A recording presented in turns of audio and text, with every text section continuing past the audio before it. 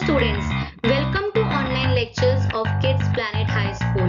This lecture is for class 6, subject Hindi, कविता बसंती हवा, जिसके कवि हैं केदारनाथ अग्रवाल जी. Let us now begin. बसंती हवा.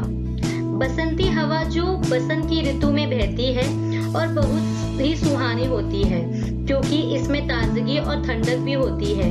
यह हवा जब सर्दी का समय जो होता है वो समाप्त हो जाता है और गर्मी कुछ ही दूरी पर होती है, तो ये हवा बहती है.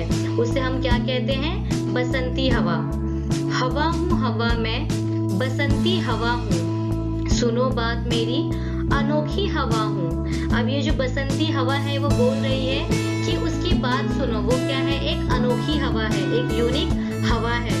वो बड़ी बावली है. वो जो हवा है बसंती हवा, वो क्या बोल रही है कि वो बहुत ही सरल है.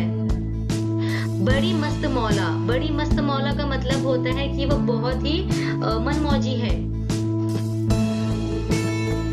नहीं कुछ फिक्र है, बड़ी ही निडर हूँ. अब बसंती हवा बोल रही है कि उसे किसी की भी फिक्र नहीं है, वो किसी से डरती नहीं है.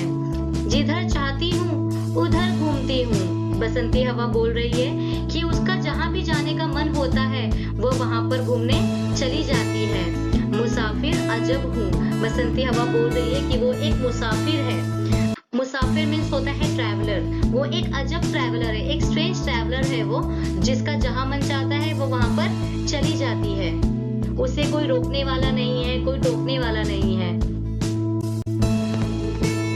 हवा में बसंती हवा हूँ, चढ़ी पेड़ महुआ, थपाथप मचाया, गिरी धम्म से फिर, चढ़ी आम ऊपर, उससे भी झकोरा, किया कान में कू, उतरकर भागी मैं, हरे खेत पहुंची वहां, गेहूं में लहर खूब मारी. अब यहाँ पर जो कवि है वो बोल रहे हैं कि महुए का जो पेड़ होता है उसकी जो डालियां होती है वो काफी सख्त होती है, तो जो हवा है वो उस पर इधर उधर कूदती फांदती रहती है, किंतु जब उससे कुछ भी प्राप्त नहीं होता है तो वो क्या करती है? नीचे गिर जाती है.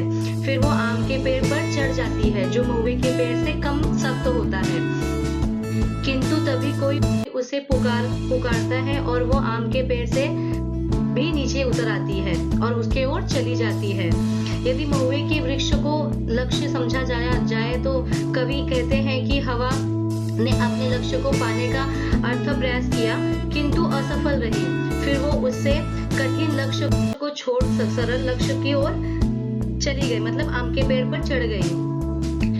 परंतु वह भी थोड़ी ही कठिनाई आते ही उसने उस लक्ष्य को त्याग दिया और वहां से उसका जो ध्यान है वो भटक गया और वो उससे सरल लक्ष्य ढूंढने के लिए निकल गई. हवा हूँ हवा में, बसंती हवा हूँ, पहर दो पहर क्या, अनेकों पहर तक इसी में रही मैं, खड़ी देख अलसी, शीश लिए कलसी, मुझे खूब सूझी, हिलाया झुलाया गिरी पर न कलसी, इसी हार को पा, हिलाई न सरसों, झुलाई न सरसों, हवा हूँ हवा में, बसंती हवा हूँ. अब यहाँ पर जो हवा है वो कहाँ पहुँच रही है? अलसी के खेत में. अलसी के खेत में पहुँचती है वो, तो वो देखती है कि जो अलसी के फूल है और जो उसकी टहनियाँ हैं वो इतनी मजबूत होती हैं, इतना मतलब वो एक दूसरे को, उनकी जो एक दूसरे की पकड़ होती है वो इतना कठिन होता है कि हम उसे तोड़ नहीं सकते हैं. चाहे कितनी भी हवाएं बहे, चाहे कितने भी तूफान आए, वो टूटती नहीं है. तो उसने बहुत प्रयास किया, जो हवा है बसंती, उसने बहुत प्रयास किया उन दोनों को अलग करने की, बट वो अलग नहीं कर पाई. वो अपने इस कार्य में असफल रही. तो उसने क्या किया?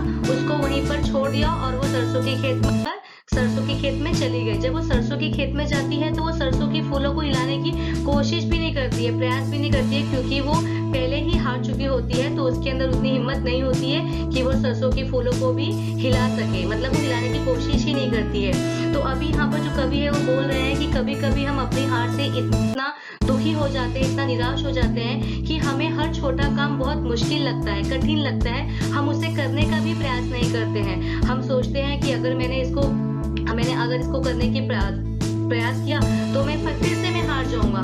तो हवा ने भी यही सोचा और फिर वहां से वो चली गई.